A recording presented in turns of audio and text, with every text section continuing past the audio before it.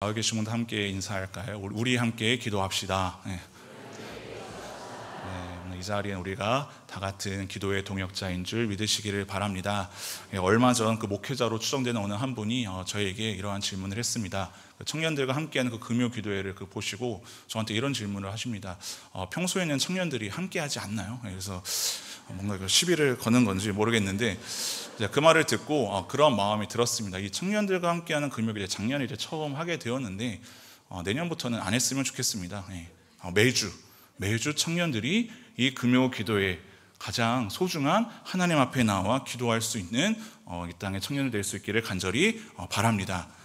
네, 오늘 이 시간에 나온 청년들은요, 늘 항상 이 기도의 자리를 귀하게 여기고 하나님 앞에 기도하며 나아갈 수 있는 여러분이 되기를 간절히 바랍니다. 항상 세상의 청년들은요, 그렇죠? 불타는 금요일이라고 해서 아까 놀랐습니다. 아까 이렇게 에어컨을 틀어가지고 이렇게 청년들이 열이 많아가지고 이 날씨에도 에어컨을 틀 정도로 굉장히 열이 많고 뜨거운 열정을 가진 그 청년들이 그 에너지를 발산하기 위해 세상 사람들은 금요일 밤마다 어디에 모입니까? 마시고 붓고 마시고 이런 데 이제 사람들이 모이게 되지만 이 땅에 주님께서 택하시고 또 구원하시기로 작정한 주의 청년들은요, 뜨거운 마음으로 주님 앞에 나와 기도하는 자리를 회복해야 된다라고 저는 생각을 합니다.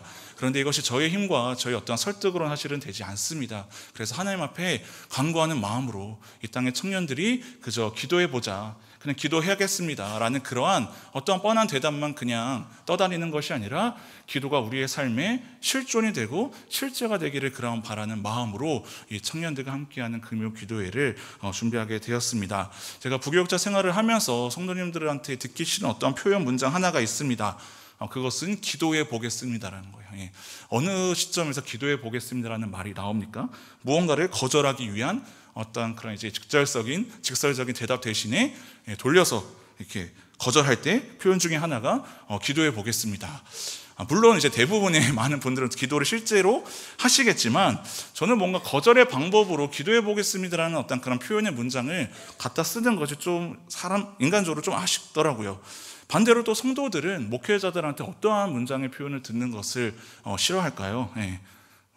각자 생각하고 계신 게 있으시겠지만 신앙적으로나 사역적으로 부담을 주는 어떤 말이 사실은 성도님들을 힘들게 하기보다는 내가 말씀이나 기도 생활을 평소에 게을리한 것도 아닌데 불현듯 알 수 없는 어떤 어려움이나 아픔이 찾아올 때가 있잖아요.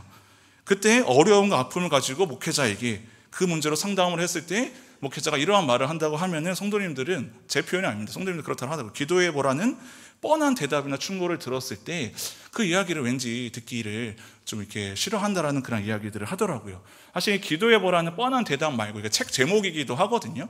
물론 이제 기도에 대한 그런 책 제목은 아닌데 10년 전에 나온 이 책 제목을 보고 저는 사실은 위로를 받았거든요. 어렸을 때부터 늘 항상 기도해 보라는 그런 말을 하신 분이 계시거든요.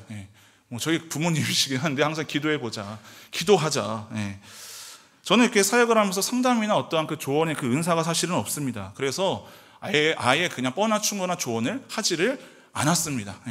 그래서 늘 항상 주일학교를 위해서 저는 평생 청소년 사역을 하기로 하나님 앞에, 저는 하나님 기질적으로도 별로 성품이 별로 좋지도 않고 별로 이렇게 조언도 잘 못해주고 이렇게 뭔가 잘 섬기는 것도 잘 못하는 성격이기 때문에 그저 아이들하고 그냥 재밌게 노는 거는 잘할 수 있을 것 같으니까 그렇게 한다고 하나님 앞에 구했는데 안 들어주시더라고요. 그래서 지금 청년 사역을 하면서도 또 앞으로 하나님께서 어떻게 쓰실지는 모르겠지만 저의 어떤 그런 뻔한 충고나 그 조언이 사람의 영혼을 살릴 수는 없겠죠. 저도 탁월한 영성을 바탕으로 마음을 어떠한 울리는 위로와 능력을, 조언을 해주고 싶은데 그럴 능력이 없습니다. 청년이나 성도님께 그러나 이러한 말을 해주는 교역자는 되고 싶습니다. 우리 함께 기도해 봅시다. 뭐가 다릅니까? 당신이 그 문제를 가지고 기도해 보라는 어떠한 충언이 아니라, 조언이 아니라 그 문제를 가지고 나와 너가 목회자와 성도 사이의 그 관계를 떠나서 함께 기도합시다. 함께 기도하면 최소한 누구는 기도합니까? 한 명은 기도합니다, 목회자는요.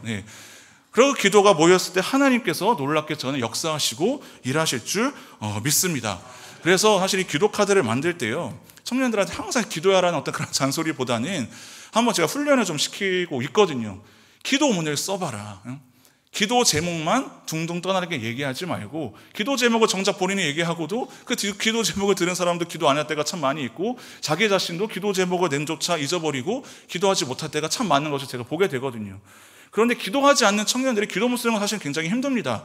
그런데 한번 생각해 보라는 거예요. 그저 기도 제목을 내가 다른 사람들한테 전해주는 용도로만 쓰지 말고, 이 기도문을 하나님 앞에 온전한 그 마음으로 한 문장 써보는 것. 여러분, 기도 카드를 보면 아시겠지만 이렇게 장황하게 길게 쓴 청년도 있는 반면에 한 줄 띡 쓴 청년도 있습니다. 예.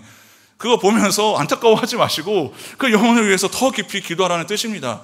나는 왜 이렇게 긴가? 라고 생각하시면 그 기도의 지경이 넓으신 분들한테는 그 기도, 장문의 기도가 간 거예요. 그래서 이따가 기도하실 때 같이 함께 뜨겁게, 아까 담임목사께서 말씀하신 것처럼 최소한 올해까지는 성경책에 껴두시고, 이름만 알고 있고 얼굴은 모르겠지만 여러분들이 그 기도할 때 그 기도의 능력이 이 청년 공동체 안에서, 이 김포 선문교회 안에서 놀라운 열매를 맺을 줄 믿습니다.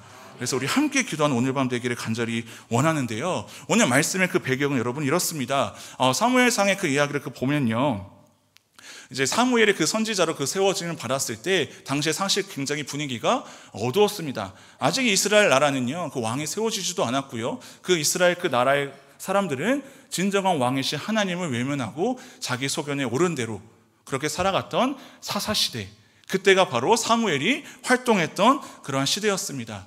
그때 하나님이 분명히 함께 하셨습니다. 하나님께서 임재의 상징인 언약궤도 하나님께서 허락하셨지만 어찌된 영문인지 그 이스라엘 백성들은 하나님을 멀어지게 되고 하나님을 배반하게 되죠. 그래서 결국에는 그 언약궤를 블레셋 족속에게 빼앗기게 됩니다. 하나님과 함께하면서 가나안을 정복하게 되었고 하나님을 예배하게 되었지만요, 그 언약궤를 그저 하나의 상징물로만 여겼던 이스라엘 백성들은 그 블레셋과의 그 전쟁 가운데에서 1차 전쟁에서 패배를 하고 맙니다. 우리가 이 전쟁에서 패배하게 된 이유는 이 언약궤가 없었기 때문이다. 그러면서 그 언약궤를 전장터로 가져오라고 지시합니다. 사실 여러분, 언약궤는 어디에 있어야 됩니까? 하나님께서 지으신 성막에 있어야 됩니다. 그런데 그것을 전쟁체로 가져온다라고 한다는 것은 하나님을 의지하는 것이 아니라 그 언약궤만 있으면, 이전에 우리가 요단강을 건넜을 때도 언약궤를 앞세워서 우리가 그 물을 건넜고, 여리고와의 그런 전투와 그 싸움에서도 그 언약궤 때문에 우리가 이겼는데, 우리가 이 언약궤가 없어서 블레셋과의 전쟁을 졌기 때문에 그 언약궤를 우리가 가져오기만 하면 우리가 이길 것 같다라는 그러한 생각으로 하나님의 그 말씀을 어기고 그저 하나님을 미신의 어떠한 수단으로 그들이 여기게 되죠. 결국 그 2차 전쟁도 이스라엘 백성들은요, 패배하고 맙니다. 패배했을 뿐만이 아니라 그 언약궤를 여러분 어떻게 됩니까? 빼앗기게 되죠. 그 언약궤를 빼앗기게 되었을 때 그 블레셋의 그 세 도시를 거쳐 결국에 어찌어찌 다시 이스라엘 땅으로 돌아오게 됩니다. 어떻게 보면 우리가 코로나 기간 동안 이 예배당을 어떻게 보면 우리가 잃어버렸잖아요. 예배할 수 있는 장소와 그런 현장 예배를 잃어버렸을 때 그 마음이 얼마나 우리가 헛헛하고 힘들고 어려웠겠습니까?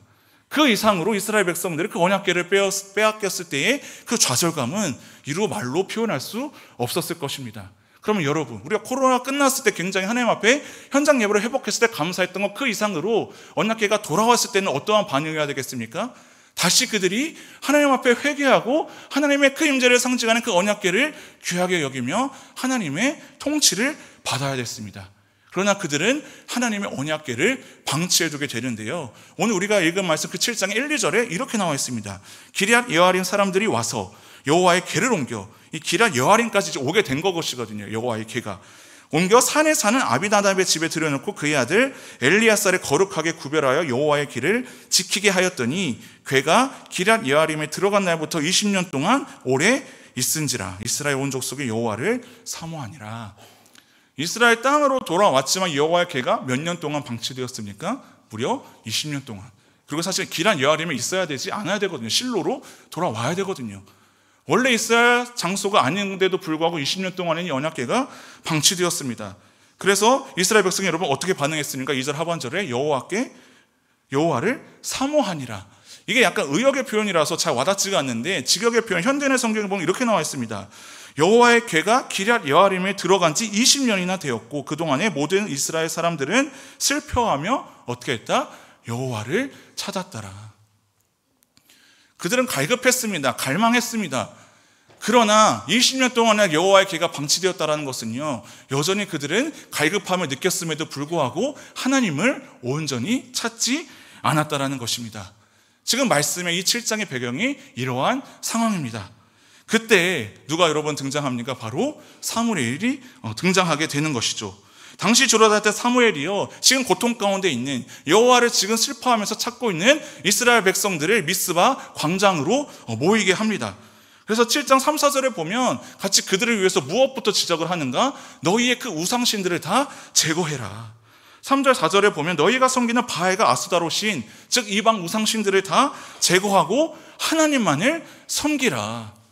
그들의 어떤 그 문제의 아픔을 놓고 기도하자고 하기 전에 당시 이스라엘 백성들의 지금 뿌리에 박혀있는 우상의 문제를 먼저 거론하고 그것을 지적했다는 것이죠.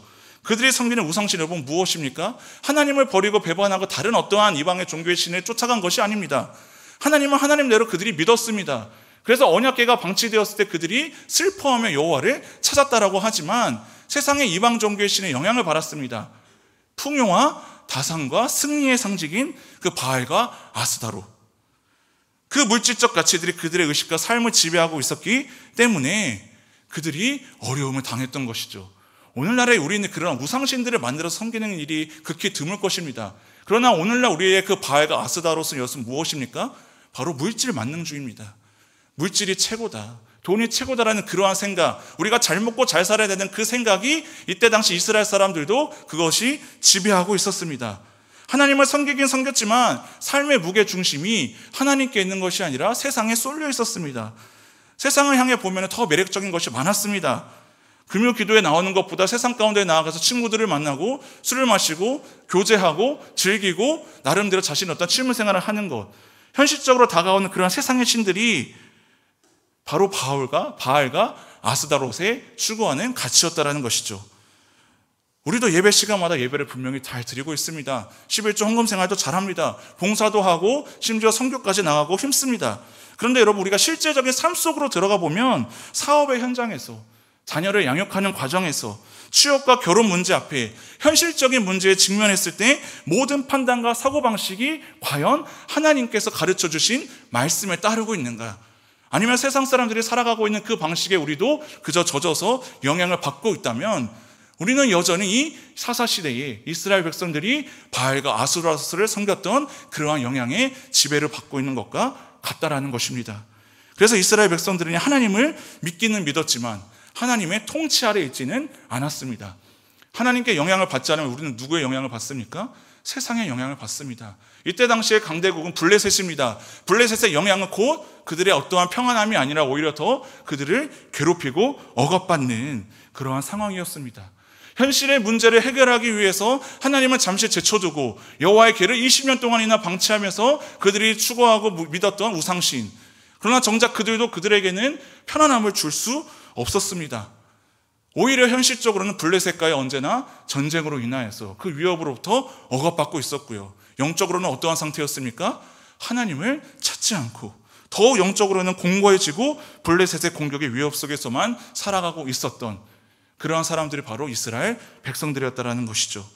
그래서 이 언약궤에 대한 그 이야기가 사무엘에 등장한 3장 이후에 3장에 걸쳐서 할애되어서 그것을 설명하고 있는 것입니다. 오늘 기도회를 마치고 집에 돌아가셔서 사무엘상 4, 5, 6장 말씀을 읽으시기를 바랍니다. 아멘입니까? 네, 시간이 없었어요. 그래서 집에 가셔서 이 말씀을 꼭 읽으시고요. 네, 이 기적 가운데 법궤가 이스라엘 땅에 돌아오게 됩니다. 그러나 여전히 이스라엘 백성들은 아직도 신앙의 깊은 잠에서 깨어나지 못했습니다. 우리가 코로나가 끝났다라고 하면 믿음이 단순히 다 회복되고 뜨거워질 줄 알았지만 잠깐이었죠. 여전히 현장 예배에 돌아오지 못하는 그 영혼들도 너무 많이 있고요. 오히려 코로나 기간 동안 주님을 떠나간 그런 믿음의 사람들도 너무 많이 있음을 보게 됩니다. 그래서 코로나가 끝났다고 해서 우리의 믿음의 회복이 바로 시작되는 것이 아닌 것처럼 지금 언약궤가 이스라엘 땅에 고작 들어왔다고 해서 여전히 변화되지 않은 어떤 그 삶의 실제를 봤을 때 이스라엘 백성들은 여전히 영적으로 잠자고 있었던 것이죠. 하나님의 임재를 상징하는 언약궤가 중요한 것이 아니라 하나님이 중요한 것입니다.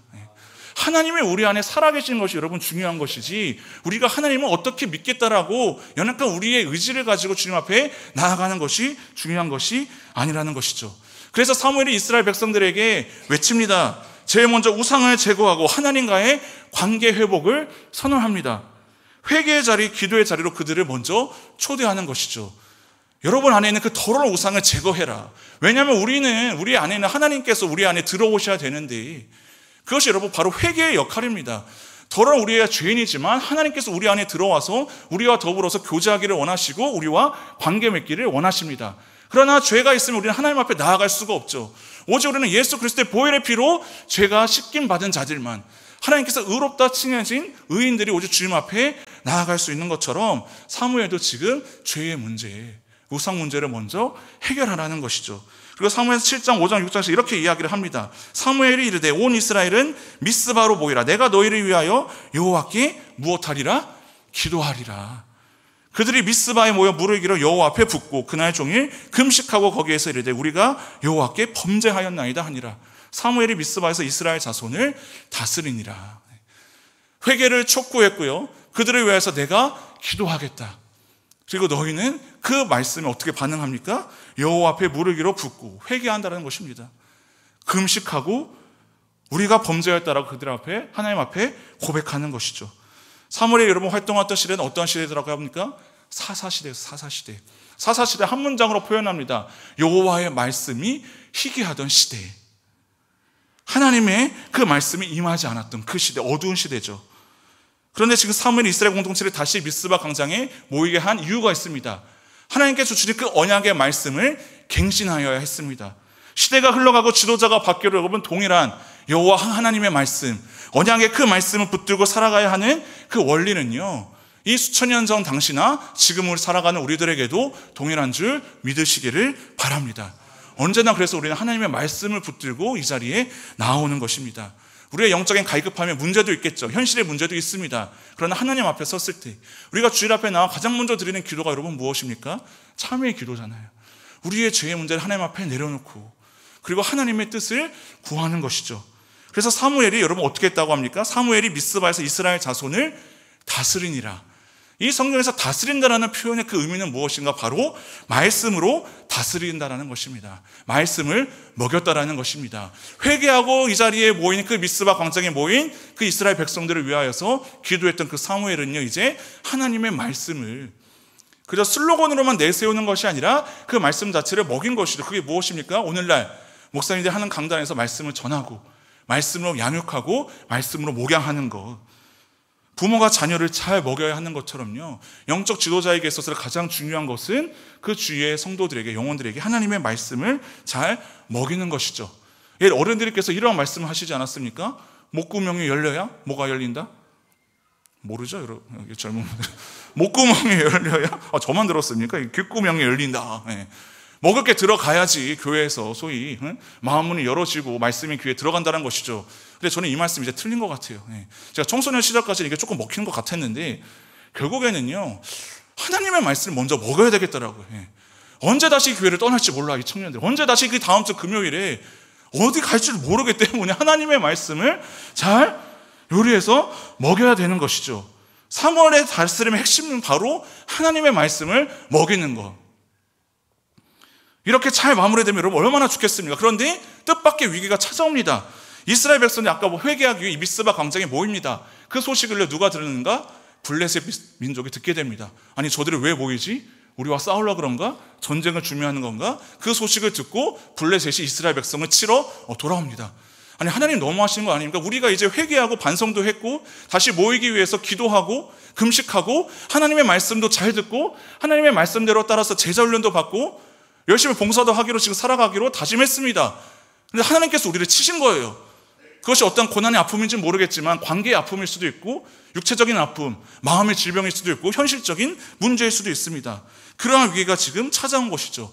왜 하나님께서는 이스라엘 백성들에게 이러한 전쟁을 허락하셨는가? 아까 이스라엘 백성들 여러분 신앙적인 고질적인 문제가 무엇이었습니까? 하나님을 섬긴다고는 했지만 껍데기만 있는, 그냥 언약궤만 있으면 괜찮겠지. 실질적으로는 세상의 다른 이방 종교들을 섬기는 물질 만능주의에 지배당했던 그들이었기 때문에 하나님을 향한 믿음이 작동하지 않는 것, 실제로 그것을 하나님께서 해결하시는 겁니다.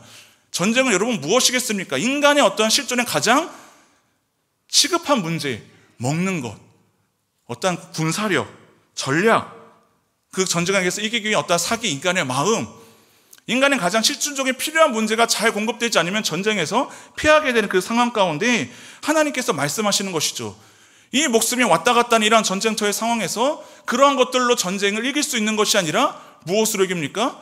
전쟁의 주관자 되시는 내가 이 전쟁을 승리케 하겠다. 너의 가장 필요한 실존의 문제는 바로 기도하는 거야. 나를 믿고 나를 바라보는 거라고 하나님께서 알려주시기 위해서 다시 한번 이 인간의 실존적인 문제가 지금 닥쳤을 때 그것을 직면하게 하시는 것이죠. 너희도 정말 나를 믿느니? 말씀을 먹였다라고 한다면 그 전쟁터에서 너희의 힘으로 세상의 어떤 필요와 그 준비성으로 나가지 말고 내가 이기게 하는 그 전쟁에서 하나님의 그 일하심을 바라보아라. 그래서 그들이 여러분 어떻게 반응하니까 8절 말씀을 우리 함께 한 목소리를 읽도록 하겠습니다. 시작. 이스라엘 자손이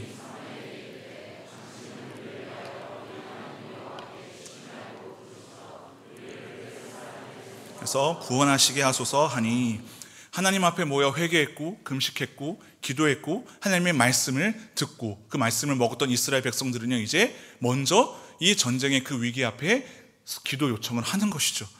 처음에는 사무엘이 기도하자라고 모이겠습니다. 이제는 누가 먼저 기도하자고 합니까? 하나님의 백성들이요. 그래서 7장 9절 사무엘이 이렇게 반응을 합니다. 사무엘이 젖먹는 어린 양 하나를 가져다가 온전한 예배를 온전한 번제를 여호와께 드리고 이스라엘을 위하여 여호와께 부르짖음에 여호와께서 응답하셨더라. 온전한 여러분 번제가 무엇이겠습니까? 하나님 앞에 예배하는 것. 어린 양은 항상 여러분 무엇을 상징합니까? 우리를 하나님께로 이끄는 예수 그리스도. 우리가 날마다 드리는 예배가 이러한 예배가 되어야 하는 것입니다. 현실의 문제를 다 제쳐두고 주님 앞에 나와도요 하나님께서 그거를 우리가 생각하는 것 이상으로 응답해 주시고 해결해 주신다는 것이죠. 온전한 번제 하나님 앞에 이스라엘 백성들이 예배했을 때 하나님이 그 이스라엘의 부르짖음에 응답하십니다. 10절에 보면 하나님께서 이스라엘을 완전히 승리케 하셨습니다. 그들의 군사력이 아니었습니다. 그들의 전략이 아니고요. 그들의 먹고 사는 어떤 그런 현실의 그 문제가 해결됐을 때 이 기도가 응답된 것이 아니라 하나님께서 승리케 하신 것. 이 하나님께서 일하셨다는 것을 누가 할 수 있었겠습니까? 하나님 앞에 구하고 기도한 자들은요. 이것은 바로 하나님께서 하신 거구나. 그들이 어떻게 기도했는지는 모르겠지만 우리가 기도로 요청하는 그 내용이 때로는 이루어지지 않을 때가 훨씬 더 많이 있습니다. 그러나 하나님께서는 우리의 기도를 들으시고 응답하신다는 것이죠. 오직 예수 그리스도의 보혈의 피로 우리가 주님 앞에 나와 온전한 번제 그 예배를 드릴 때 하나님께서는 우리의 기도를 반드시 들어주신다는 것입니다. 하나님을 믿는 백성들에게는 바로 이 기도가 실존이 되어야 됩니다. 기도하는 믿음 생활 따로가 아니라 또 삶의 문제 따로가 아니라 우리가 예배하지 않는 그 시간 가운데에서도 언제나 우리의 실존적인 그 문제 앞에 가장 유일한 해결 방안과 대안은 무엇이어야 되겠습니까? 바로 함께 기도하는 것입니다. 저는 그래서 우리 교회 청년들에게서 이 시대에 저는 희망을 봅니다. 청년들이 정말 살기 힘든 시대죠. 취업하기도 어렵고요. 결혼하기도 어려운 시대고요. 정말로 요즘에는 그 마음의 질병으로 요즘에는 어른들은 요즘에 라떼 안 하시죠? 그거 하시면 안 돼요. 그래서 라떼는 말이야 하면서 그런 말 하면요. 진짜 마음은 닫아버리고요. 그냥 도망가 버리게 되거든요. 이런 청년들에 대해서 제가 할 수 있는 것이 여러분 무엇이 있겠습니까? 사무엘이 그런 것처럼 말씀으로 다스리는 것이죠. 그리고 회개를 촉구하는 것이죠. 그리고 미스바 광장에 모여서 같이 함께 기도하자라고 권면하는 것. 제가 할 수 있는 유일한 그 위로는 바로 이것밖에 없습니다. 기도하라는 어떠한 뻔한 충고보다는요. 그래서 저는 먼저 기도할 수 있는 기도의 자리를 좀 마련해 보자. 오늘도 사실은 제가 반 협박했거든요. 지난주 젊은이 설교 때. 오늘 최소한 100명은 와야 된다. 근데 대충 봐도 100명 안 왔어요. 그래서 제가 얘기했거든요. 100명 안 오면 나머지 안 온 그 청년을 내가 가나다 순으로 이렇게 면담하겠다고 제가 그랬거든요. 이제 신방하겠다고. 왜? 말씀에 반응하지 않았으니까. 내가 요리를 했는데 먹지 않으니까 따로 만나서라도, 물론 다 이유와 형편은 있습니다. 알바를 하고 직장 문제 때문에도 있고 양무영 목사가 싫어서도 안 오고 이제 이런 사람들 많아요. 근데 그런 이유 다 상관없이 하나님께서는 저에게 보여주시는 것이죠. 물론 금요일에 나왔다고 해서 믿음의 어떠한 최고째 이런 것은 아니지만 저는 그 영혼들을 끝까지 포기할 수 없거든요. 어린아이가 여러분 밥을 안 먹으면 어떻게 합니까? 저는 아이를 안 키워봐서 잘 모릅니다. 어떻게 합니까? 뭘 떠서 먹여주잖아요. 쫓아가면서 먹여야죠. 하나님께서 저에게 주신 일이기 때문이죠. 기도의 자리에 나오라고 하면은 안 나옵니다. 지금 이 자리에 나온 청년도 제 말 들어서 물론 나온 사람들도 극소수 있겠지만 하나님의 말씀에 순종하여 나온 줄 믿으시기를 바랍니다. 이 기도 카드 몇 장 만들었냐면 160장 만들었습니다. 160장 안 왔어요. 2장씩 만들어서 두 분께 나누었을까 한 사람 기도. 청년 제작이 한 200 좀 넘는데 거기 장결자들의 기도로 다 들어가 있어요. 너는 안 나올지언정 기도문을 써라 제가 그랬거든요. 그 영혼들을 놓고 한 사람이 기도하다 보면요, 그 영혼이 저는 살아나는 것을 바라보게 하시거든요. 저 혼자서 사실은 기도하다가요, 그 작년 초에는요, 그때는 한 제적이 한 100명 좀 넘었었거든요. 새벽에 기도하면 기도문을 가지고 저희가 항상 분기별로 봤거든요. 한 130명 기도하면 1시간 40분 걸리더라고요. 그래서 너무 힘든 거예요. 그래서 조금 타협을 했죠. 그래, 하루에 한 셀씩 기도하자. 그래서 근데 이게 타협을 하다 보니까요, 제가 한 명 한 명 기도한 게 너무 기억이 안 나는 거예요. 그래서 제가 회개했거든요. 근데 회개했는데도 230명 되니까 이거는 감당이 안 되는 거예요. 내 다짐으로는 안 되는 것이죠. 그때 주님께서 말씀하시죠. 양호영 목사, 왜 네 혼자 하려고 하냐? 여기 다 있지 않냐? 금요기도에 기도하는 사람들이. 기도 요청을 해라. 청년부를 위해 기도하라는 그 말만 둥둥 떠나내지 말고 그들을 위해 기도가 실존이 될 수 있도록 기도문을 작성하게 훈련시켜라. 기도의 자리에 얘네들 안 나오는 거 잘 알지 않니? 그런데 먼저 기도문이 하나님 앞에 올려드렸던 그 고백이 먼저 주님 앞에 왔을 때 그들이 그 몸뚱아리도 주님 앞에 나와서 온전한 예배를 드리기를 간절히 소망합니다. 제 말로는 여러분 안 됩니다. 우리가 함께 기도할 때 이 다음 세대인 청년들이 또 주님 앞에 기도하면 그들이 여러분 잘 먹고 잘 살겠습니까? 아니죠. 이 땅에 또 여기 교사들도 너무 많거든요. 이 다음 세대 그 교육부서들을 위해서 저는 이 자리에 있는 그 청년들 많은 거떠한 교사로 헌신했으면 좋겠습니다. 뭐야? 죄송합니다. 아멘이 나와서 교사로 헌신할 수 있기를 간절히 바랍니다. 이들의 다음 세대거든요. 20년 뒤에 여기서 부장들이 나올 거예요. 유년부에 안정우 부장 할 거예요. 20년 뒤에 초등부 부장 차이지가 할 거고, 소년부 부장 황수아가 할 거예요. 중고등부는 잘 모르겠고 알아서 이렇게 하세요. 그래서 그들을 위해서 지금부터 기도를 심으면요, 이 청년 한 사람이 잘 되는 정도의 문제가 아니라 우리의 공동체가 살고 이 성문교회가 살고요, 성문교회가 사는 건 하나님의 나라가 확장된다라는 것이죠. 내가 오늘 이 한 사람을 위해서 기도하는 것이지만 한 개인이 아닙니다. 하나님께서 이 땅을 변화시키실 때 이 사무엘을 택하셔서 그 사사시대에 말씀이 희귀했던 시대에 그 어린 사무엘을 불러서 하나님의 말씀을 먹이는 주님의 지도자로 세웠습니다. 하나님께서 성경에 보면요, 항상 이 세상을 변화시키실 때 어떤 집단, 이 공동체를 통해서 일하는 경우보다는요, 어떻게 변화됩니까? 한 사람, 아브라함 그 한 사람을 통해서, 기도하는 그 한 사람 다니엘을 통해서, 눈물로 기도했던 그 에레미야 선지자 한 사람을 통해서, 그 다윗 왕 그 한 사람을 통해서 주님께서 이 나라를 다스리는 것이죠. 그 160명에 한 명 안 나오겠습니까? 그 이상 나오기를 간절히 소망하고 원합니다.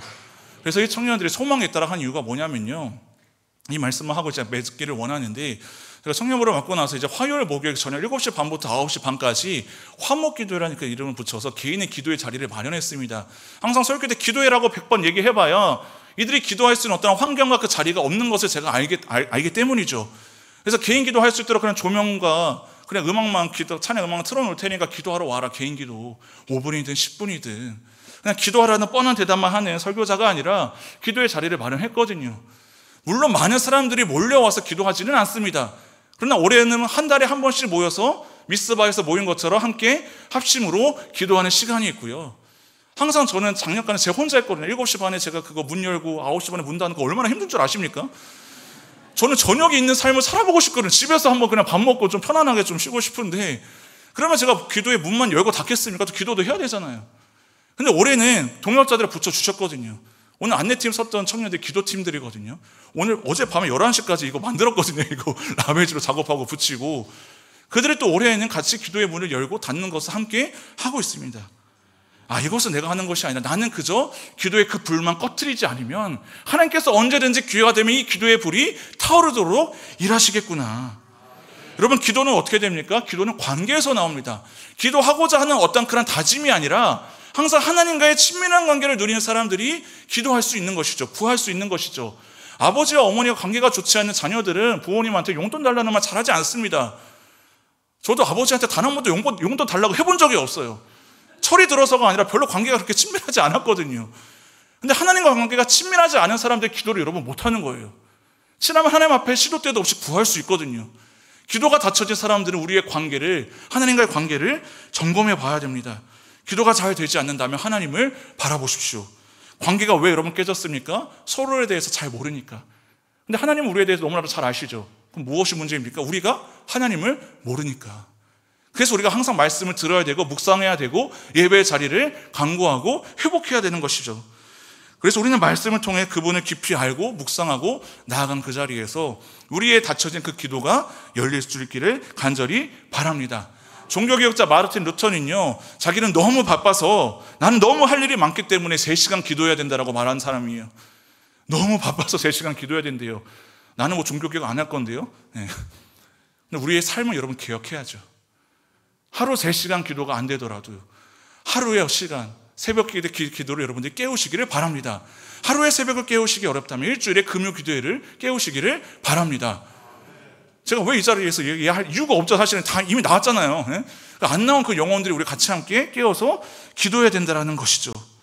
아까 제가 말씀드린 그 역사를 보면 한 사람이 나라와 시대를 바꾸는 것입니다. 오늘 그 한 사람, 그 한 영혼을 위해 한번 같이 기도해 주시기를 바랍니다. 기도에 관한 말씀 가운데 유명한 구절이 있죠. 마태복음 7장 7절 말씀입니다. 이번 주 수요일에 그 청년들과 함께 이 말씀이 있는데 새로운 하나님께서 깨달음을 주셨거든요. 우리 함께 한 목소리를 듣도록 하겠습니다. 시작.